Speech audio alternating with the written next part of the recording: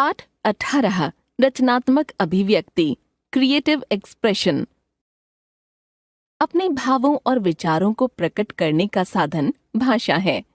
हमारी अभिव्यक्ति चाहे मौखिक हो अथवा लिखित, स्पष्ट और स्वाभाविक होने के साथ साथ सरल होनी चाहिए।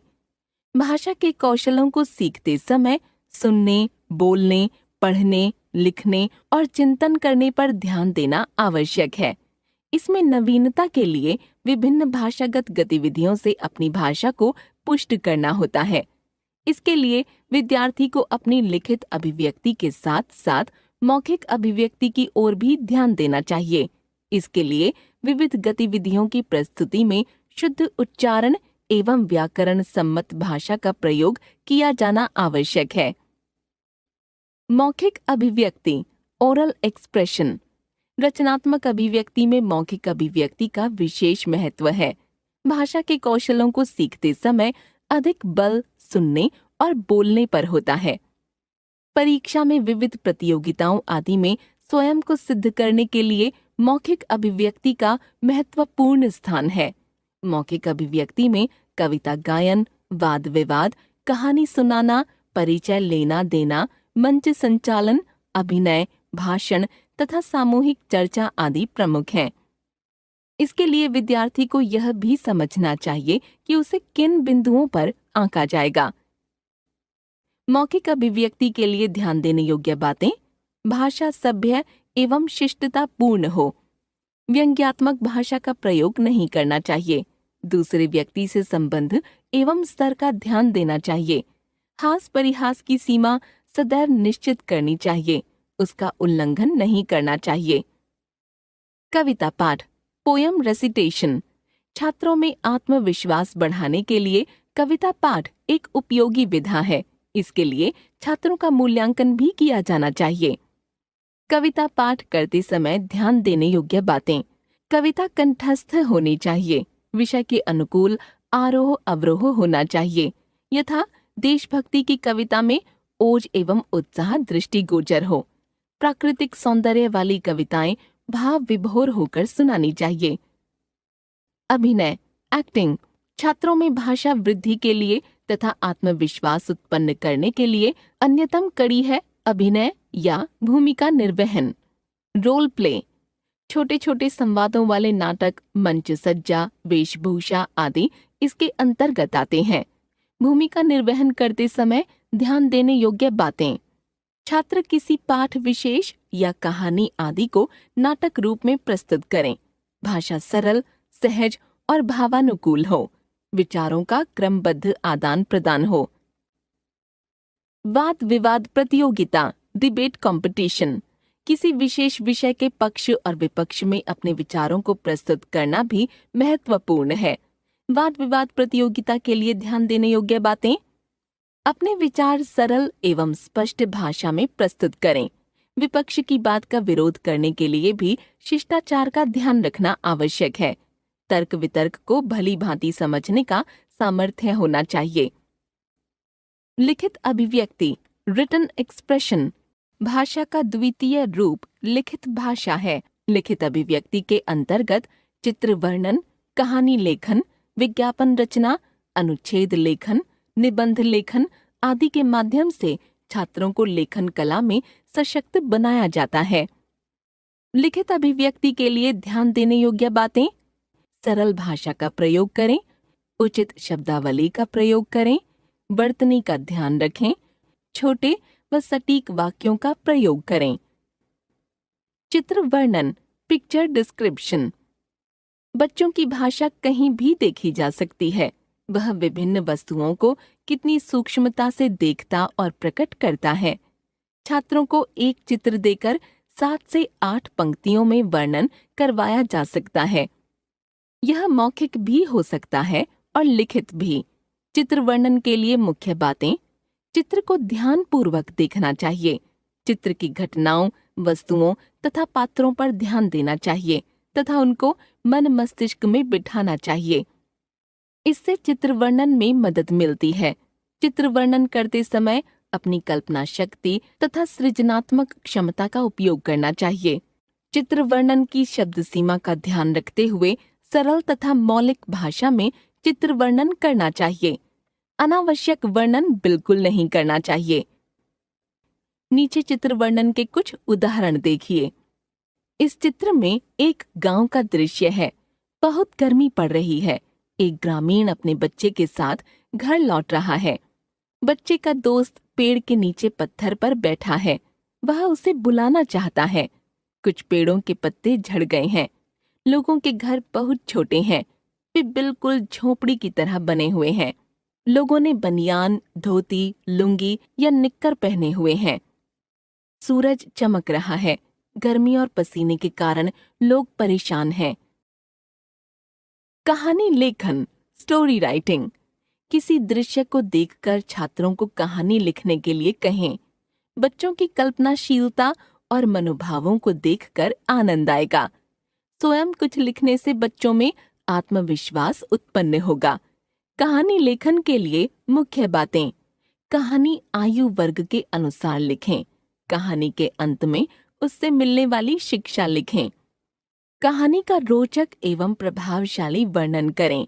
कहानी संक्षिप्त हो, व्यर्थ के विस्तार से बचें।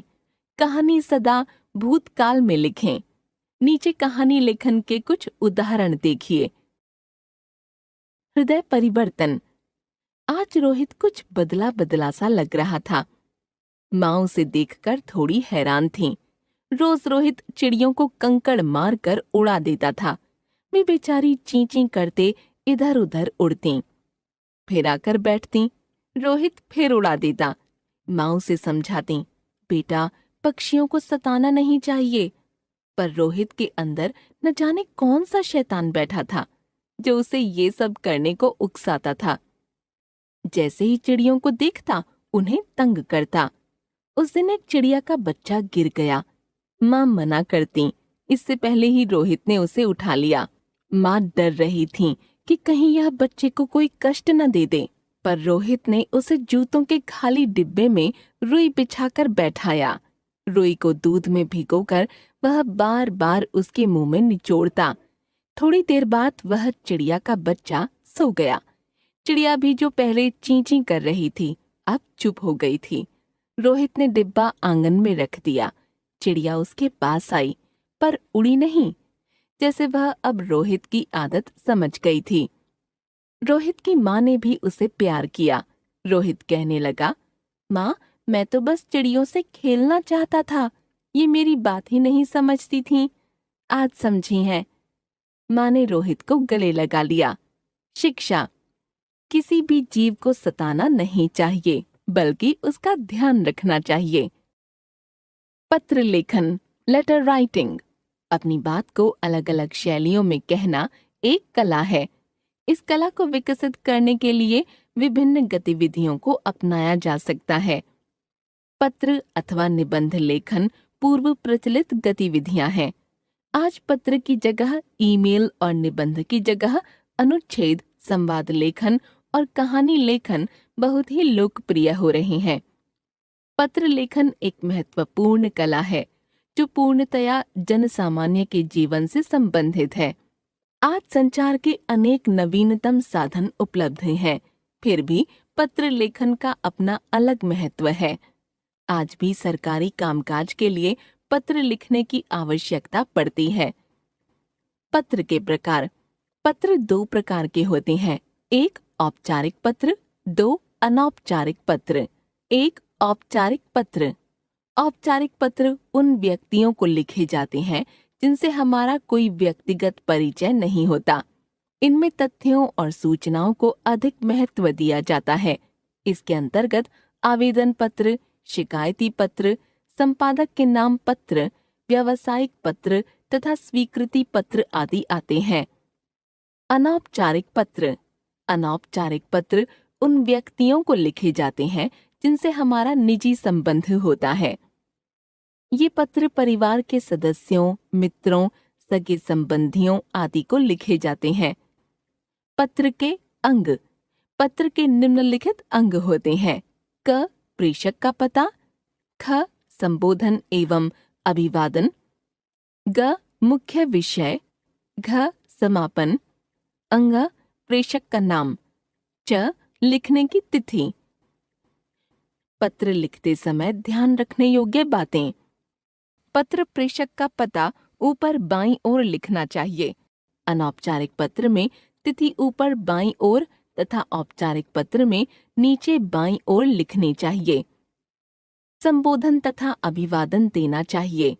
फिर पत्र का मुख्य विषय स्पष्ट रूप से 2 छोटे अनुच्छेदों में सरल और सुबोध भाषा में लिखना चाहिए। पत्र के मुख्य विषय के बाद तथा पत्र को समाप्त करने से पहले कुछ औपचारिक वाक्य लिखने चाहिए, जैसे पत्रोत्तर की प्रतीक्षा में, धन्यवाद आदि। इसके बाद पत्र लेखन समापन सूचक शब्दों जैसे आपका पुत्र, भवदीय आदि लिखना चाहिए। पत्र के अंत में पत्र लेखक अपना नाम लिखता है। अनौपचारिक पत्रों में प्रयुक्त होने वाला संबोधन, अभिवादन तथा स्वनिर्देश। बड़ों के लिए संबोधन पूज्य, आदरणीय, पूजनीय, श्रद्धेय आदि। अभिवादन सादर प्रणाम, चरण स्पर्श, नमस्कार आदि। स्वनिर्देश आपका पुत्र, आपकी पुत्री, आपका पोता या नाती या भतीजा या भांजा आदि। बराबर वालों या छोटों के लिए संबोधन प्रिय, प्यारे, चिरंजीव, आयुष्मान, आयुष्मती आदि। अभिवादन नमस्ते, मधुर स्मृतियाँ, खुश रहो, सुखी रहो, प्रसन्न रहो, आशीर्वाद, शुभाशीष, सस्नेह, प्यार आदि। स्वनिर्देश आपका शुभचिंतक, आपका हितैषी, आपका शुभाकांक्षी, तुम्हारा अभिन्न मित्र, तुम्हारा शुभेच्छु आदि। औपचारिक पत्रों में प्रयुक्त होने वाला संबोधन, अभिवादन तथा स्वनिर्देश। संबोधन महोदया, महोदय, मान्यवर, श्रीमान, श्रीमती, श्रीयुत, सुश्री आदि। अभिवादन ऐसे पत्रों में अभिवादन सूचक शब्दों का प्रयोग नहीं किया जाता है। स्वनिर्देश भवदीय या भवदीया, निवेदक या निवेदिका, शुभचिंतक, प्रार्थी, आपका आज्ञाकारी शिष्य या आपकी आज्ञाकारिणी शिष्या आदि। औपचारिक पत्र अपनी कक्षा का अनुभाग बदलने की प्रार्थना करते हुए प्रधानाचार्य को पत्र। माननीय प्रधानाचार्य, क.ख.ग. Public school, Kanpur, Uttar Pradesh. विषय कक्षा का अनुभाग बदलने हेतु आवेदन। महोदया, मैं आपके विद्यालय की छात्रा हूँ। अपने अनुभाग में संस्कृत विषय की मैं एकमात्र छात्रा हूँ, जिसके कारण मुझे संस्कृत विषय की कक्षा लेने के लिए दूसरे अनुभाग में प्रतिदिन जाना पड़ता है। अतः मेरा आपसे अनुरोध है कि मुझे अनुभाग बदलने की अनुमति प्रदान करें। आपकी अति कृपा होगी। धन्यवाद, आपकी आज्ञाकारिणी शिष्या। ब.स. कक्षा 6ठी ब, अनुक्रमांक 18, दिनांक 18 अगस्त 2021। अनौपचारिक पत्र वाद विवाद प्रतियोगिता में प्रथम आने पर अपने भाई को बधाई देते हुए पत्र। परीक्षा भवन, नई दिल्ली, दिनांक 24 अगस्त 2021। प्रिय मित्र सौरभ, नमस्ते।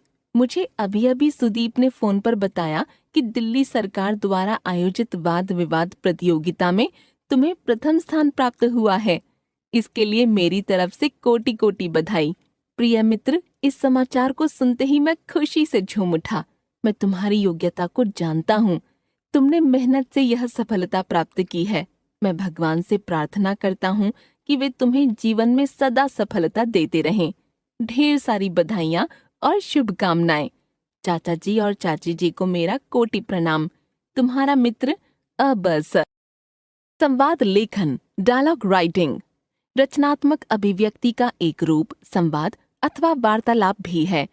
इसमें 2 या 2 से अधिक व्यक्ति किसी एक विषय पर अपने विचार प्रकट करते हैं। संवाद लेखन के लिए ध्यान देने योग्य बातें। भाषा सरस एवं सरल हो। बातचीत का ढंग स्वाभाविक तथा शिष्टाचार पूर्ण हो। बातचीत मुख्य उद्देश्य की ओर गतिशील हो। सहायता के लिए संवाद लेखन के कुछ उदाहरण दिए गए हैं। माँ पुत्र के बीच संवाद। माँ: अर्जुन, क्या हुआ? आज तुमने स्कूल से आने में बहुत देर कर दी।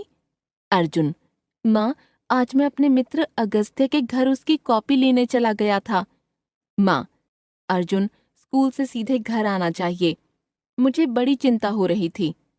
अर्जुन: सॉरी माँ, असल में पिछले सप्ताह बीमारी के कारण मेरा काम छूट गया था, वही लेना था। माँ: वो तो ठीक है, पर मुझे पहले से पता होता तो चिंता ना होती। अर्जुन: ठीक है माँ, आगे से पूर्व सूचना के बिना मैं कहीं नहीं जाऊंगा। माँ: आओ अब खाना खाते हैं, तुम्हारी बहन ने भी तुम्हारी प्रतीक्षा में नहीं खाया है। अर्जुन: ओह, मैं मुंह हाथ धोकर अभी आया। डायरी लेखन, डायरी राइटिंग। डायरी यानी दैनंदिनी में हम अपने दिन भर के कार्यों का ब्यौरा अथवा महत्वपूर्ण घटनाओं, स्थानों और व्यक्तियों के संबंध में अपने विचार लिखते हैं।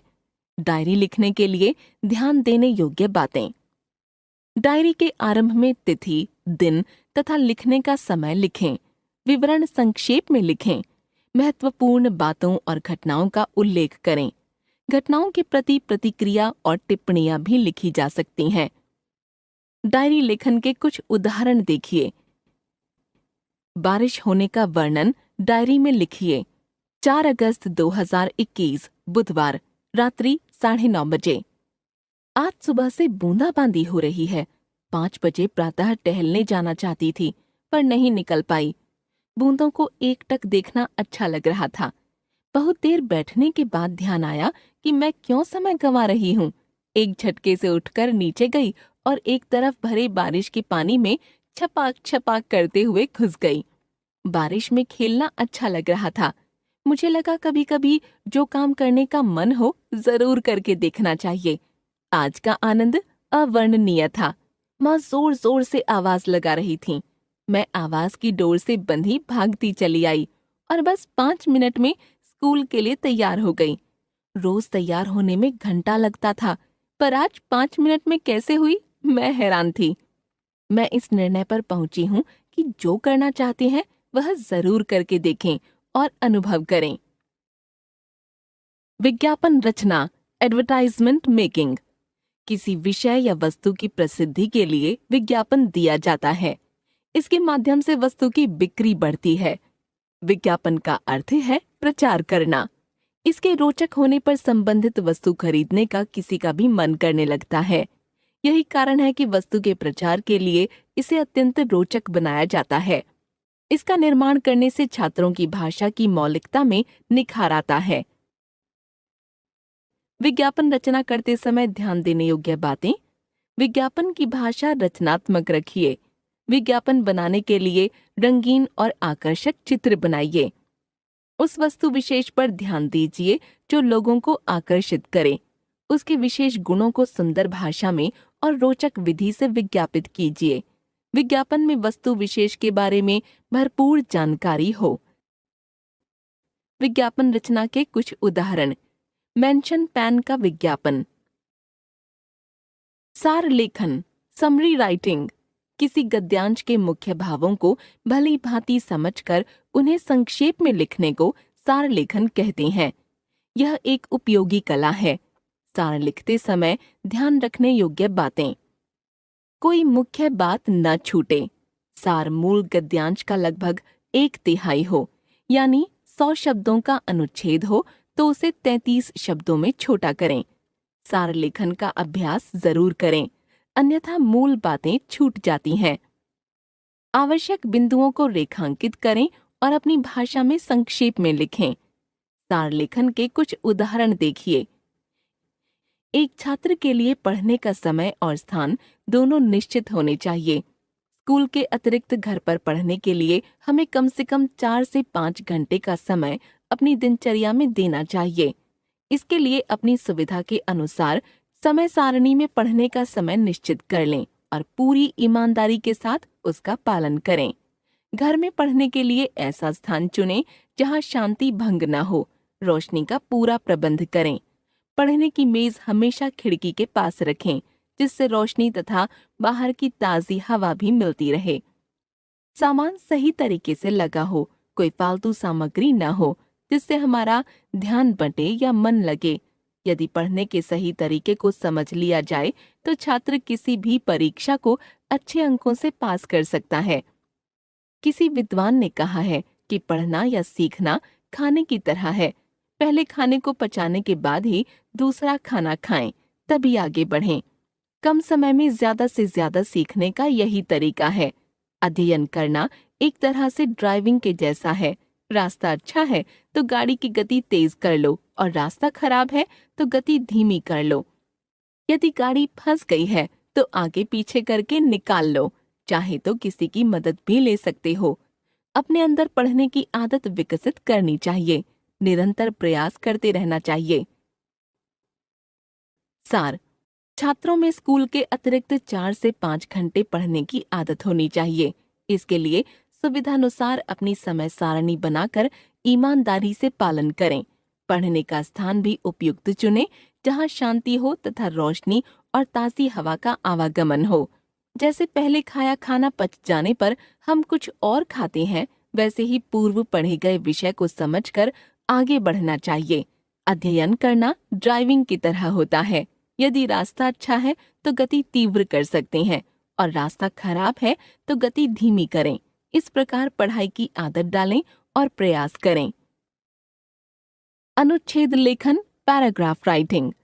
अनुच्छेद लेखन अभिव्यक्ति के प्रमुख साधनों में से एक है। इससे विचारों की अभिव्यक्ति सहज व स्वाभाविक रूप में होती है। लेखक के विचारों को विस्तार देना, विषय का सजीव चित्रण करना अनुच्छेद लेखन की विशेषता है। अनुच्छेद लिखते समय ध्यान रखने योग्य बातें: विषय का अनावश्यक विस्तार नहीं करना चाहिए। विचारों को सहज, सरल भाषा व क्रम में प्रस्तुत करना चाहिए। अनावश्यक विशेषण के प्रयोग से बचना चाहिए। भाषा विषय के अनुरूप और प्रवाह युक्त हो। यह लेखक के विचारों को पाठक के मन मस्तिष्क पर छा जाने वाली हो। अनुच्छेद लेखन के कुछ उदाहरण देखिए। पुस्तकालय का महत्व।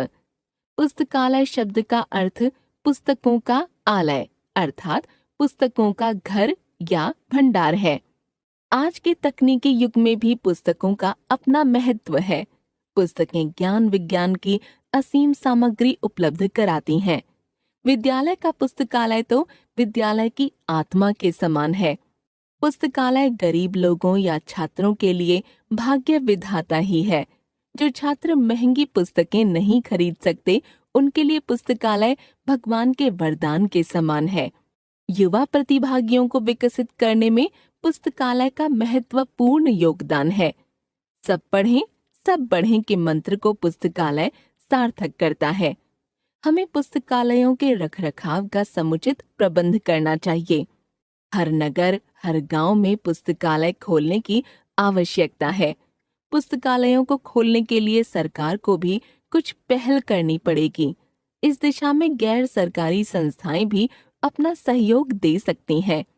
तभी हिंदुस्तान पढ़ सकेगा और विश्व में आगे बढ़ेगा। भारतीय त्योहार। भारत विभिन्न धर्मों और संप्रदायों की भूमि है।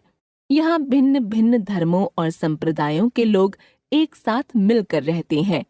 वे अपने अपने धर्म व संप्रदाय के अनुसार त्योहार मनाते हैं। त्योहारों की यह परंपरा भारत भूमि को त्योहारों का देश बनाती है। भारत में प्रमुख रूप से धूमधाम से मनाए जाने वाले त्योहारों में दीपावली, रक्षाबंधन, होली, विजयादशमी, ईद, क्रिसमस, गुरु पूर्णिमा, पोंगल, ओणम आदि हैं। यहाँ प्रतिमाह कोई न कोई त्योहार मनाया जाता है। ये त्योहार भारत की विशेषता को बढ़ाते हैं। ये त्योहार आपस में भाईचारा, प्रेम और सौहार्द को बढ़ाते हैं। त्योहारों की यह परंपरा अनेकता में एकता के दर्शन कराती है।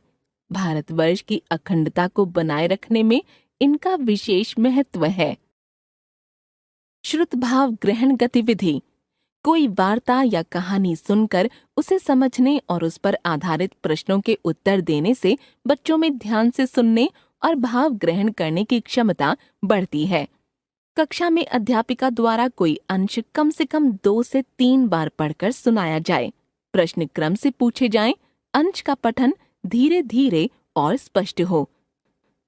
उदाहरण, सोन चिरैया एक विशाल काय पक्षी है। इसका वैज्ञानिक नाम आर्डियोटिस नाइग्रिसेप्स है। राजस्थान ने इसे अपना राज्य पक्षी घोषित किया है। यह हमेशा शांत रहने वाली चिड़िया है, किंतु कभी कभी हुऊक की आवाज निकालती है। संभवतः इसीलिए इसे हुकना भी कहते हैं। सोन चिरैया पूरी तरह से भारतीय चिड़िया है। सोन चिरैया बड़ी और भारी चिड़िया है, इसलिए यह उड़ने के स्थान पर जमीन पर दौड़ लगाना अधिक पसंद करती है। यह अधिक ऊंचाई पर कभी नहीं जाती तथा उड़ते समय हमेशा अपने पंख फड़फड़ाती रहती है। इसकी उड़ान बड़ी सुस्त होती है, किंतु अवसर पड़ने पर यह कई किलोमीटर तक की उड़ान भर सकती है। क, सोन चिरैया का वैज्ञानिक नाम क्या है? उत्तर, सोन चिरैया का वैज्ञानिक नाम आर्डियोटिस नाइग्रिसेप्स है। ख, राजस्थान ने किसे अपना राज्य पक्षी घोषित किया है? उत्तर, राजस्थान ने सोन चिरैया को अपना राज्य पक्षी घोषित किया है। ग, सोन चिरैया को हुकना क्यों कहते हैं? उत्तर, सोन चिरैया हुऊक की आवाज निकालती है, इसलिए इसे हुकना भी कहते हैं। घ, सोन चिरैया जमीन पर क्यों दौड़ लगाना चाहती है? उत्तर, सोन चिरैया बड़ी और भारी चिड़िया है, इसलिए यह उड़ने के स्थान पर जमीन पर दौड़ लगाना चाहती है। अंगा, सोन चिरैया कैसे और कितना उड़ सकती है?